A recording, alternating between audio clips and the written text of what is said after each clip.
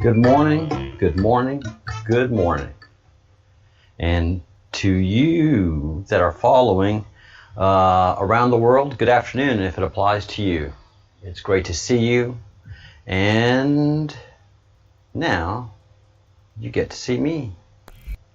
Hi, I'm the Chief Crumb. I am General Crumb. I am the project manager and chief bottle washer of the Breadcrumbs project. And what we do here is follow crumbs of news, of information, of misinformation, and try to put it into context and understanding and separate fly specks from black pepper. Fly specks, if you're not from the South, fly specks are fly poop. So fly poop and black pepper sure do look alike, and you don't want to have one, and you do want to have the other if you want to spice up your life and your meal. And so we separate as best we can through the human process of scrutiny and of proof and facts. So we take things that we see, that we hear, and we investigate them and see what truths we can find, apply those truths to what is being said, and then move forward in our grand process of finding out the whole truth of humanity, which is a fun investigation. The Creator has left so much information behind, and it's just so many fun clues that when you get into the history of humanity, the long-term history, is fascinating. Christians pretty much stopped right at Christ 2,000 years ago. Muslims pretty much stopped their history right at the time of the prophet, and the Jewish people they look at time right at when they were liberated from Egypt, so from Exodus. Few people go farther and deeper into the story of mankind with true humility and want of discover. Academia is full of lies and misinformation about the history of man. First of all, Darwinism is just a complete fabrication. There's just not a shred of science to support Darwinism. Now, creationism, there's all the proof goes to creationism. The Earth isn't 6,000 years old. Well, of course the Earth isn't 6,000 years old. It's, everybody applying their misinformation to the facts. The facts indicate in our genetic makeup and what we've been able to decipher from our genetic, our genome, is that we were created. The human DNA sequencing process has shown us that our code is very, very clean.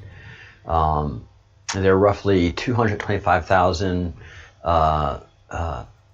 genomes to a grain of rice because it's been manipulated so much through history, and we know those manipulations. Those are well documented. The hybridization of modern rice. Humans have not been hybrided. We have not developed from any monkey or ape or any simian. It's just not there. It's not in genetic record. We can tell you where you're from, genetically speaking, whether you're European, you're African, you're Asian, and we can tell you if you're the father of a child or the mother of a child, but in genetic code there's nothing about simians. Well, there's 1% here. 1% is not how you build a program. You take a whole program, and if you're doing Darwinism, which is evolving, you have that base code of ape, and then you get the new code that makes it human.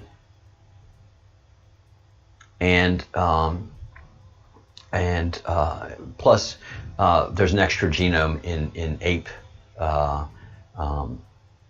ape structures. So there's just nothing there. But yet science keeps on harping on it, even though there's no proof, and all the actual scientific laws and facts indicate otherwise. So our science institutions totally corrupt. Our academic institutions totally corrupt. Our educational system totally in ruins. And I'm pretty much talking worldwide. Anybody who talks about Darwinism in the classroom is initiating the students into misinformation and brainwashing them in moving forward, and using that Darwinism as the basis of their information. So right there, that pulls them away from the Creator, from God, pulls them away from Spirit. The minute you take a human away from Spirit, the minute you take a human away from their soul, which is what Darwinism does, Darwinism gives you clear doubt that there is no Creator, or gives you doubt, and you start in your truest form think that there is no Creator. We just evolved. We're just kind of something that magically happened. And so right there is where the brainwashing starts. You can't have gods and evolution. They're mutually exclusive. Now, we have genetic research, we have documentation galore of people that saw these gods, and they wrote it in stone and clay tablets. And these were people that weren't fanciful writers. These were, by and large, human typewriters. Typewriters. Scribes just wrote what they heard and what they saw. Scribes had no ability to create material that wasn't there. We have to understand that. The people that wrote this stuff on the walls, the people that wrote clay tablets, the Sumerians, they weren't making that stuff up. They clearly saw things and saw beings that were greater than your basic run-of-the-mill human. They denied the flood, and now there's just nothing but proof of the great flood, Noah's flood. But Noah's flood isn't a Jewish story; it's a Sumerian story. The Sumerians wrote about the great flood, and all of the details of Genesis in the Old Testament, in the Torah, is based on Sumerian writings. Why? Because the Jewish people are Sumerians. They're a direct link to the Sumerians. Yeah, these are things that we just don't study. And in Jewish culture, they really don't go back to study the Sumerians, because then you have a bunch of other gods. And what Jewish people, their covenant, their deal is, they've got one God. And anything else that was holy and from heaven, like the archangels, Michael the archangel, Gabriel the archangel, all these angels that were written in Genesis, and throughout the story of Judaism, these were real beings. These were real entities. And that's what we have to understand. But as far as the Jewish people, they don't dismiss any of that Sumerian writing and what occurred there. But their deal, their covenant, the covenant is, you have one God. And the Jews are like, got it. That we're comfortable with our story starting there at that point. If we need to go back further, let the academics do that. But as a society, we stay there. And Christianity has adopted the same thing. It starts at Jesus. We really don't want to go that far back. Very few Christians actually read the Old Testament, the Torah. If they do, they just take piecemeal things. They don't really analyze and think about what they're hearing and seeing. And every religion does that at their starting. But every religion has an eschatology, an end of times. And every religion also discusses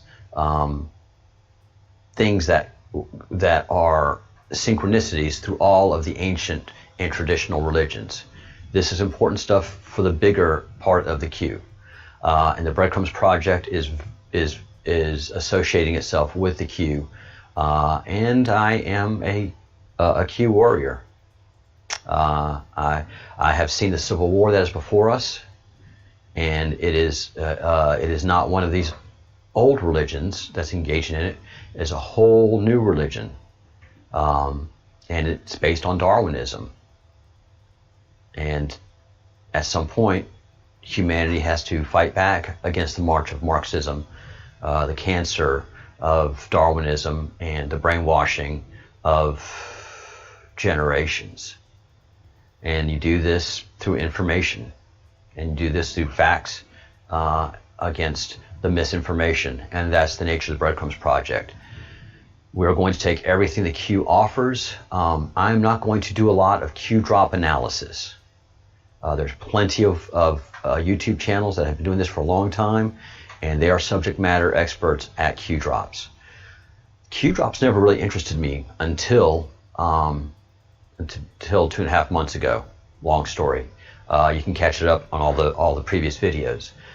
But the Q drops never interested me because a lot of the information I already knew, because I've been in politics for so long, and QAnon is based in the political sphere, and that part of the Q is QAnon, Q++, all of that is in right now. The fight is in the political sphere where it should be, quite frankly. And my experience in politics, most of what the QAnon, whatever I saw that QAnon says, like, yeah, everybody knows that, or everybody that's political knows that. Nothing new. And then I found, or I was pointed to this, the Q, the Great Awakening, and the Great Solar Flashes. So I came to the Q through a whole other door. And I'm not showing you what I'm seeing. This is how I came into the Q key, one of the Q maps. And to me, this is very powerful and speaks to a lot. And that's where we spend our afternoons and evenings studying. But now that we are in civil war in the United States, and make no bones about it, we are absolutely in civil war. So that's why I am now a Q patriot and a Q warrior. I've chosen a side. The sides are drawn. The lines are drawn throughout. I can't even believe I'm saying these words, but the lines are drawn throughout the United States of America. You have the woke, and you have the Great Awakening. You have the blue pill, and you have the red pills. And the red pill becomes a rabbit hole for a lot of people because they just don't know how corrupt our government is. They don't know how deep the deep state is, and they have no idea what a cancer Marxism is, because it's all built on a feel-good lie.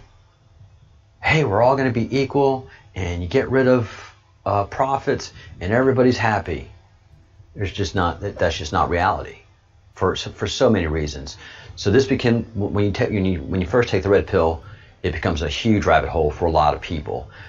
I was red pilled at birth. My parents were in the State Department in the early '60s, in the '60s, when Marxism started to enter the U.S. government, and Marxist ideals started to be taught in the universities, and then it filtered down to all university staff. and then it got into the high schools, and then it got into the elementary schools, and now basically Marxism is taught.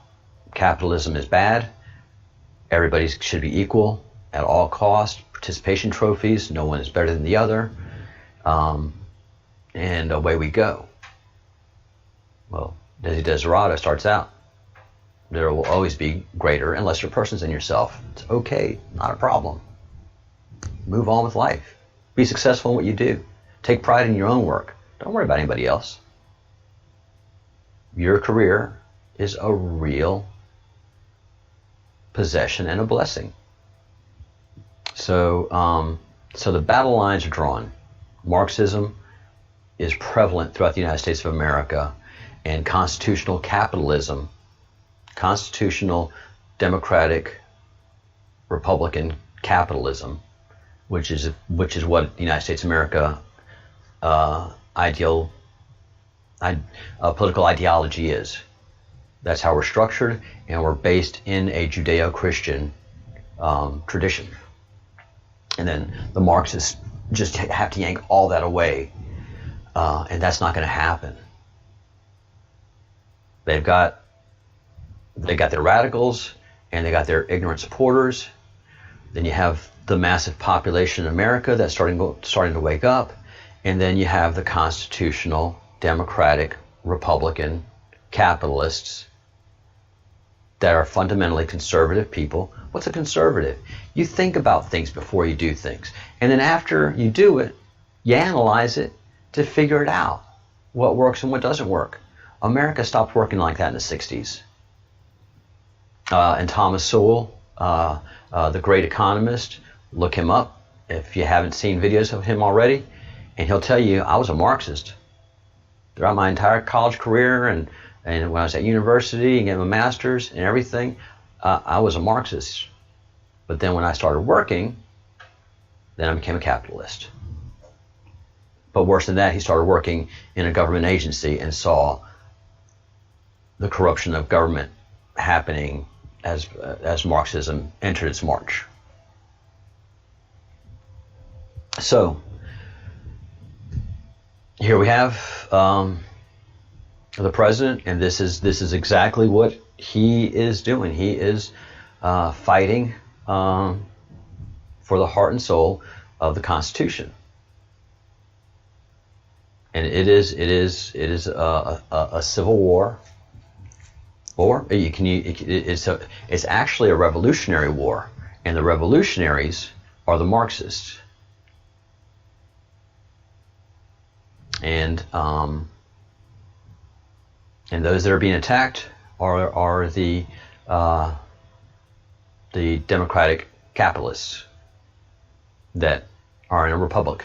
Why I say democratic? Because we vote for our laws, and we are then established as a nation of laws. And that's what we do. And Marxism can't stand that. So they just have to tear so much away so that they can grab for power and hang on to it, which they've done very well for the last 40 years. But their days are numbered. The Great Awakening is happening, and the repercussions are going to be great, because this isn't the enemy to them. To the Marxists in America, you and me are the enemy. Those of us that vote and think. Lines are drawn.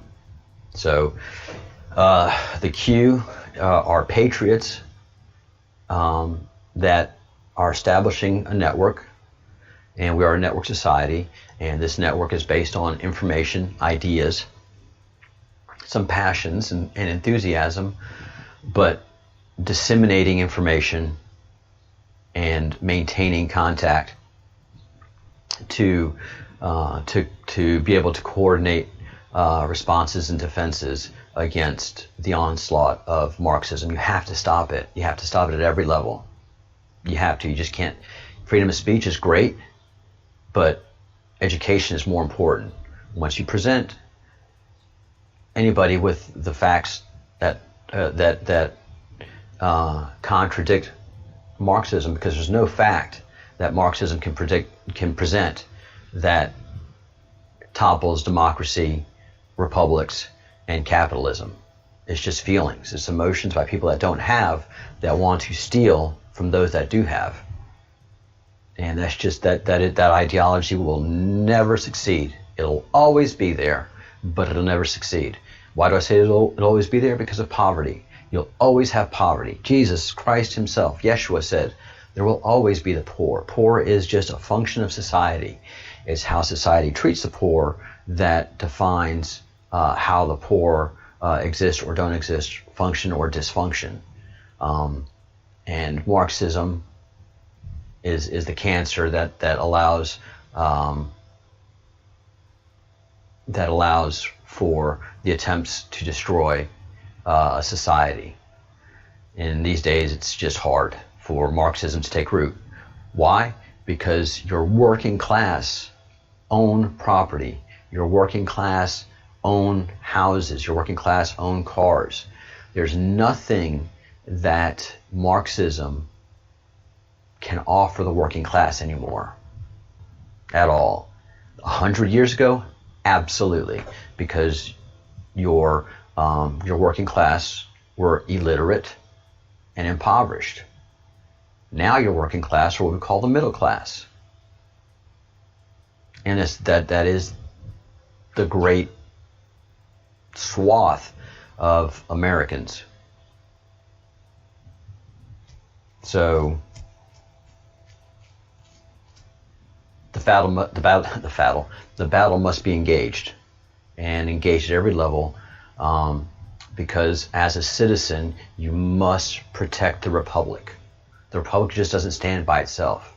The Republic is always under attack, subversively, economically, and geopolitically. So that is something that we must understand. I live in Europe, so one of the things that I can give the Q and the members of the Q, because the Q is not just an American phenomenon. The Q is a global phenomenon. We have to understand that as well. Just about every Western democracy is under assault, and always will be, by Marxism. And in Europe, Marxist socialism is the way of that it is here. And it's what's kept Europe so downtrodden for so long. Because if you're successful in Europe, you're frowned upon. People do not like successful people in Europe. It has been ingrained in society here in Europe that if you're being successful, then you're stealing from somebody. It is a deeply ingrained mindset here, and I'm not sure if it'll ever change. But the European Union itself is under great pressure and strain because of their Marxist ideologies are not squaring with how to run a government and how to help society maintain its, here, let me quote. Its domestic tranquility. See, this is a brilliant document. It's called the Constitution, and we'll be talking about it a lot.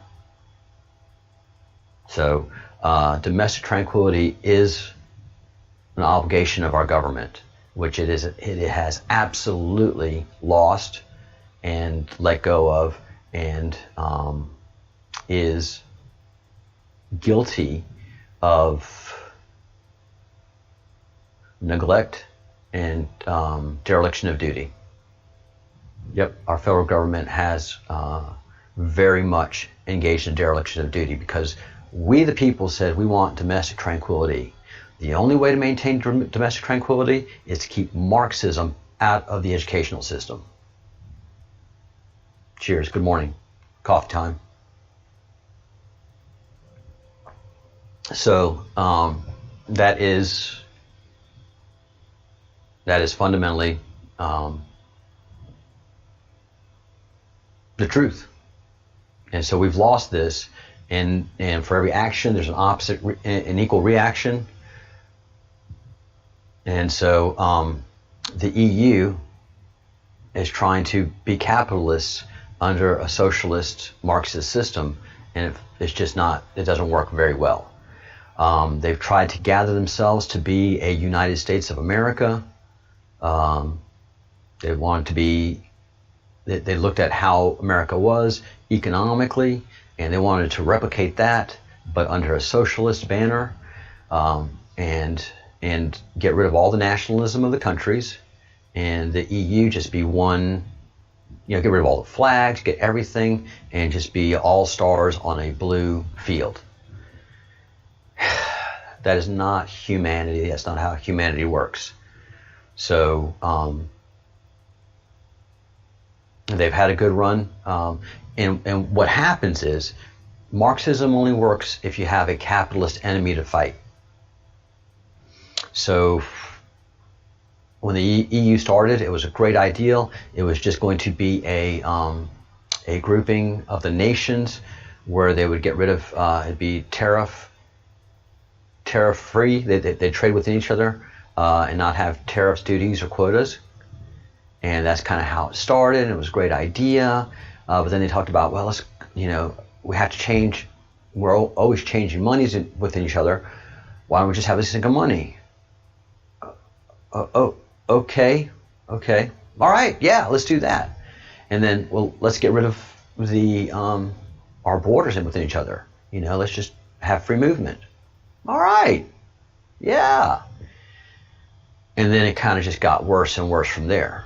And I won't get into the details of it because the history is well known. But at some point, all of these mandates that they were doing on mainland Europe was negatively affecting Great Britain. And Great Britain says, we got to go as a people, not as a government. The government really loved the whole European Union thing because the government of Great Britain didn't have to really work that hard. They do their little things. They weren't really responsible for much. It was all the responsibility of Brussels. And for bureaucrats, man, that's the best. If they're not responsible for anything and get paid good money and a solid retirement, that's all a bureaucrat wants, man. They're not responsive to their people. They're not responsive to their governments, bureaucrats. They're responsive to the bureaucracy. And that's all the European Union is as well, is they teeter and totter on the reputation of the forming governments, and then they just put their bureaucratic bull all over them. And so right now, the European Union can't come up with a budget for next year, and we're in July. And when Great Britain left with Brexit, they took a lot of revenue with them, and there's a big hole to fill. So two things happened. The European Union no longer has an enemy to rally behind, which was the Brexit movement that gave the Marxists in the European Union an enemy to fight. And then after that enemy was gone, and they're in the own European Union, they're trying to fight that enemy still that's over there, but it has no impact because follow the money. All of a sudden, the money pot got a lot smaller because Great Britain was putting a lot of money into the European Union in so many different aspects. The taxation and the duties and the fees and all that kind of stuff, penalties, whatever. They were just milking Great Britain dry and killing their economic prosperity while destroying their identity. And they have so many different identities on the island of Great Britain. So the damage that the EU was doing was so significant that the people just had enough. They voted themselves out. The government fought the people on exiting. So that blew up until finally the people put in a leader that can just do the job that they need him to do. The government bureaucracy and the media don't like them, so that's the enemy, because the media are all Marxists as well. So Boris Johnson is doing the will of the people, but having to fight the Marxists that have been created in his own nation as well. So the fight is global, and I hope I can bring that information to the members of the Q. that are going to be coming in looking for information, and that's what we're going to have to do, is keep educating ourselves. And also the article that I have here is they're still trying to work out the recovery response, the recovery fund for the pandemic. They don't agree on that either. So they can't agree to the recovery, the bailout recovery of the EU in response to the pandemic, and they can't get their budget together, which is a multi-year budget. It's not just 1 year at a time. It's a multi-year budget, because the frugal countries don't want to pay more. They can't burden their taxpayers at all. No taxpayer in the EU can be burdened anymore. But to support the EU, there's going to be a great tax burden. So you're not only supporting your government, as massive and dysfunctional as it is, but your taxpayers' money is going to support a whole other bureaucracy. And I just don't know how long the people of Europe are going to be able to withstand that. The only reason they're taking it now is because the Marxist media that they have is just nothing but lies and misinformation and opinion draped in news. I'm not even going to show you the headlines. I'll be doing that later. But they hate Trump over here. The news media, the governments, they hate him with the white hot passion of 10,000 suns. So this is something that I'll be keeping an eye on and reporting to y'all. And then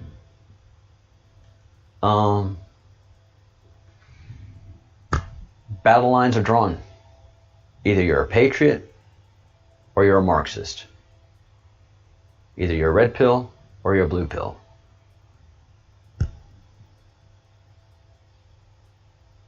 There's just no in between anymore. And that's just going to have to be continued discussions for every single American. And it's uncomfortable discussions. But the country is in a civil war. The nation is divided, and they're fighting each other. There have been deaths due to the ideology. All the deaths for the last 2 months are ideologically based. Not factually based, ideologically based. So certain Black Lives Matters. So all the black people that died that were not politically correct during these last couple of months of rioting and looting, their lives didn't matter. Their children's lives didn't matter. All of their family lives didn't matter. But the people that were resisting arrest and breaking the laws, they're heroes. Like I said, we are at civil war. It's just one that we don't recognize, but we have to understand it. I will cover these Q drops as they come through, but I will recommend that you go to Praying Medic, prayingmedic.com, and look for Praying Medic on YouTube for deep dives and discussions on the Q drops, because he is a subject matter expert. And there are many other people that have been following them, so I'm not going to report on much. I will be doing some commentary as it goes along. If you have any questions, right now we're live streaming. This is a live show. You're always welcome to drop a line and at the Breadcrumbs Project at gmail.com. If you haven't hit the like button, please do so. Whether it's a thumbs up, thumbs down.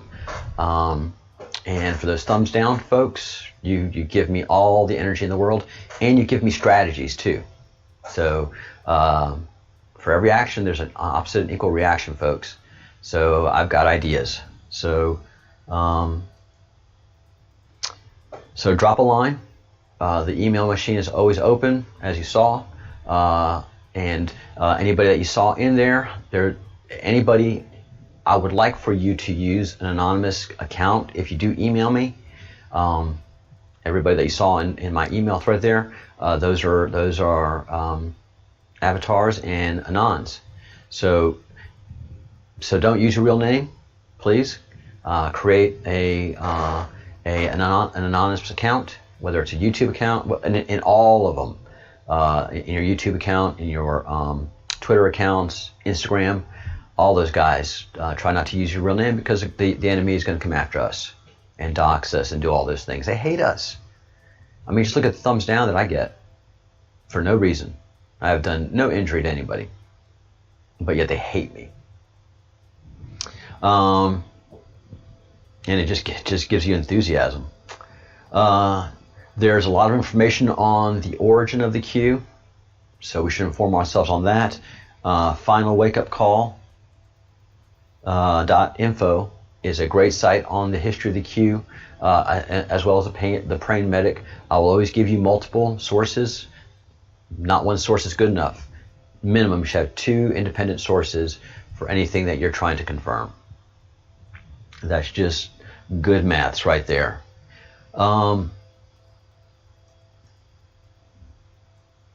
So prayingmedic.com has just great information, and his page has been just a blessing. And he is just so good at talking things through, bringing facts, bringing information, verifying sources, and it's been great. And I've only been following him for the last couple of months. But finally, the reality of Marxism.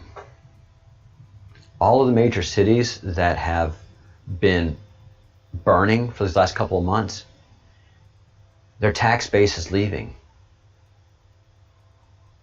Their home sales, their real estate sales are on a perpetual downward slide. And all you have to do is look at Detroit. Detroit, Michigan is a place where Marxism entered in the 70s and never let go. And you can look at Detroit, once the proud Motor City, is mostly just abandoned houses and abandoned buildings.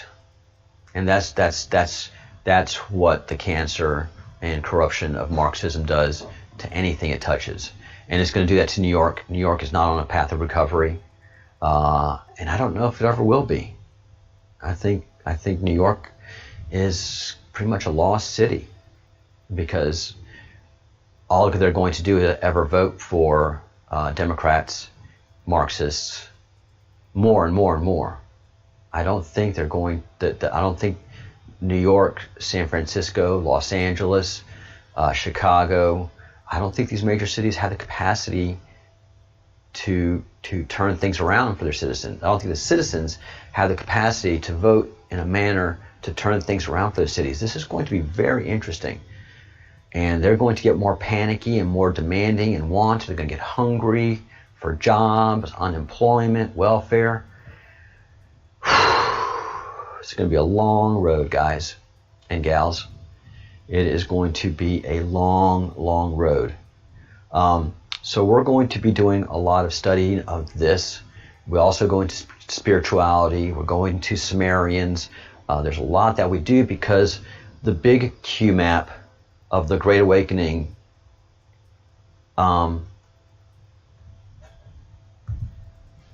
talks about so many things that are important to the human story. And the human story is not just a political one, but it's our creation. And we have to come to terms with that and study it and go to places that's going to make a lot of you guys feel uncomfortable.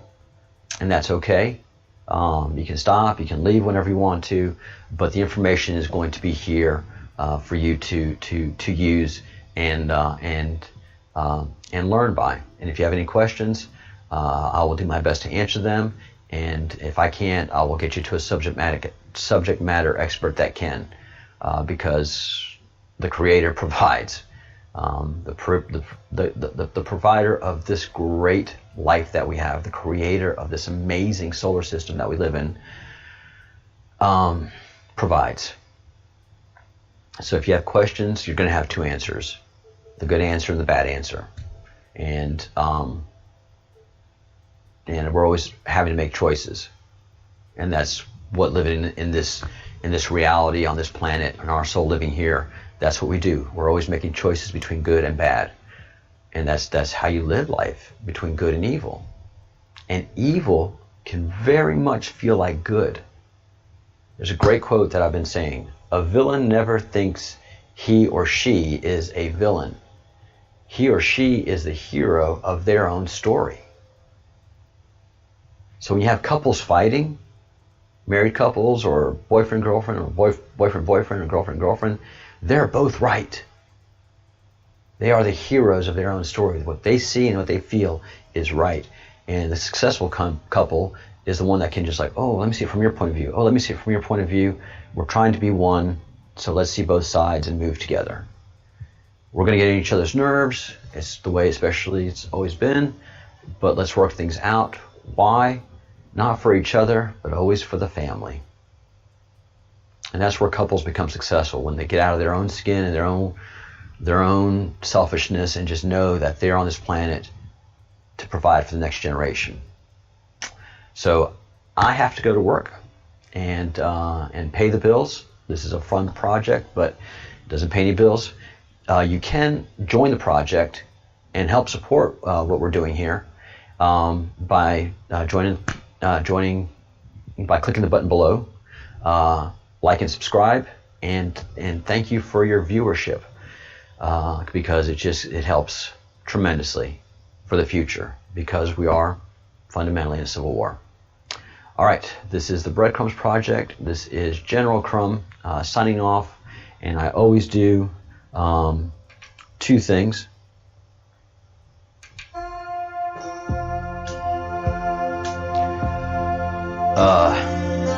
I ask that you do good things, think good thoughts, and say good things, because that's the only way to fight evil. The bad side of those things is do those three things, and always know that the number 3, for whatever reason, is a sacred number and will always be present if something is highly religious. So it's divisible by 3, like the 12 apostles or the 12 tribes of Israel. It's amazing. All right. Thank you so much for your viewership, your support, and yeah, interesting times ahead.